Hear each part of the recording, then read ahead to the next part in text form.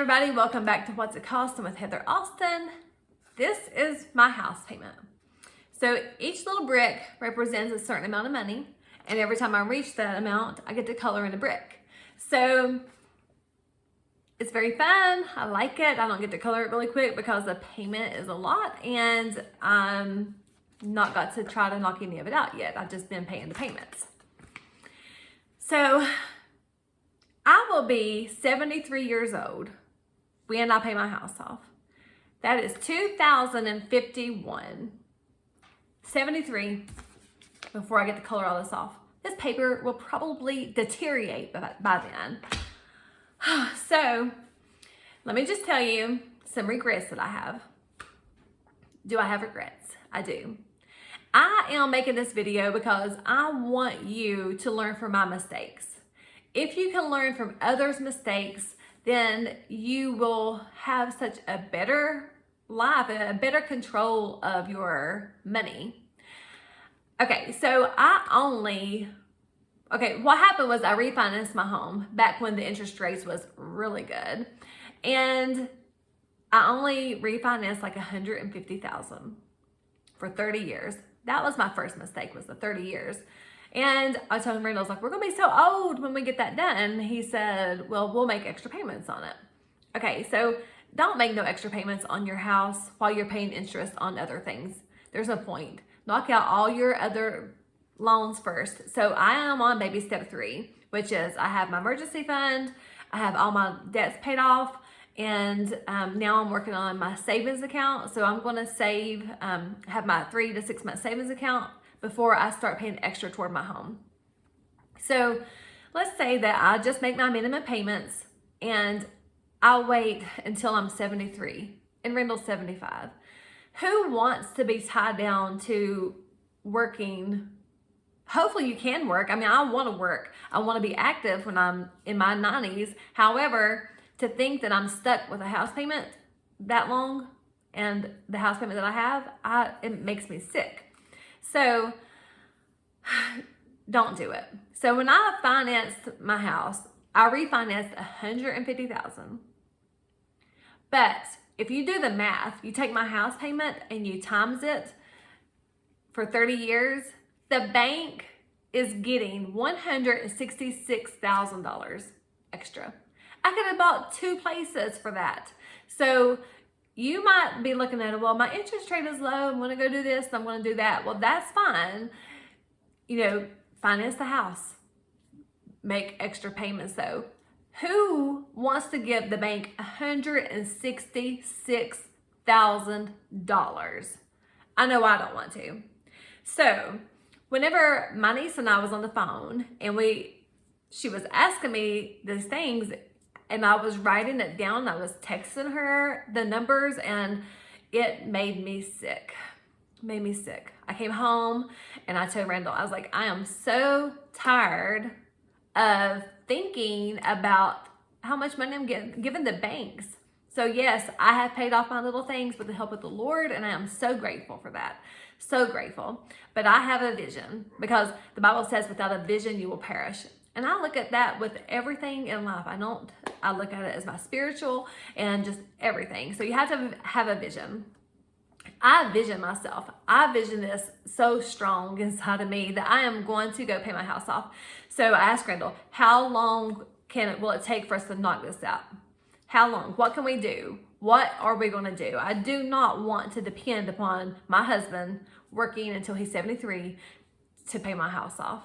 So he says that we're going to pay it off in 5 years.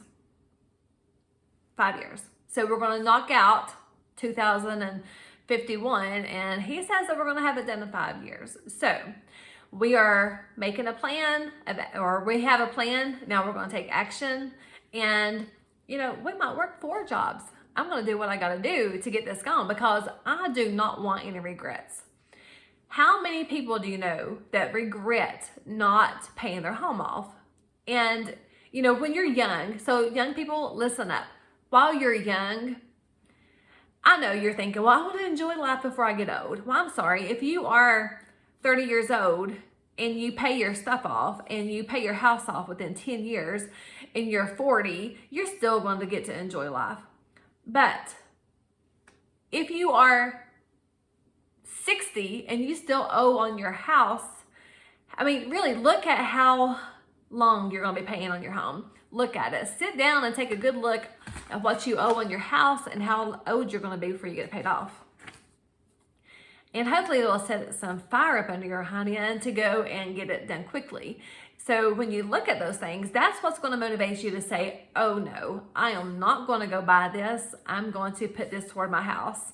Because everything that you can pay extra on the principal of your loan, that's the less interest you're paying. So my goal is, I don't know how much I have paid so far, but I'm wanting to knock that interest down big time, because that I want to put that money in my own pocket, not in the bank's. So make sure you have a vision. Imagine yourself. What would you do with that extra money? Do you have a vision? Do you have a vision of going and paying off your house?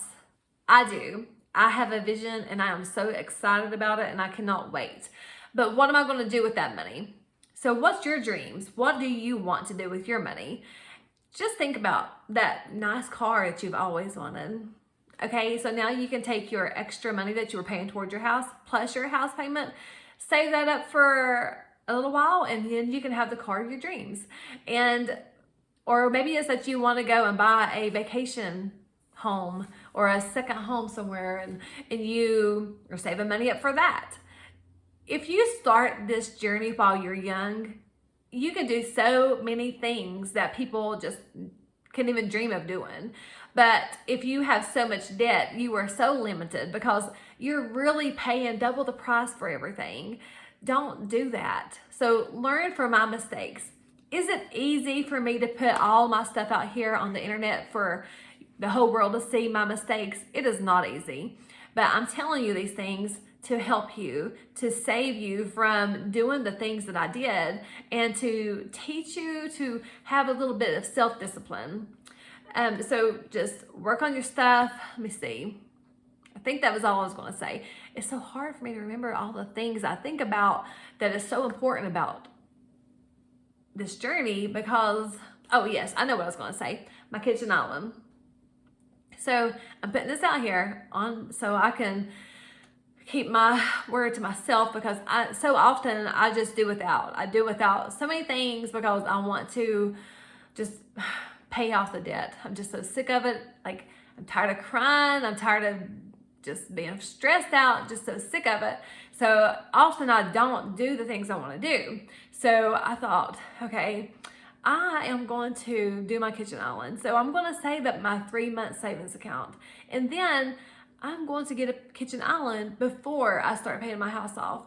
So that is something I'm going to do. And I put this on the video so I would do something for myself. And that way I'm not always like putting it on the back burner. So that's my kitchen island now.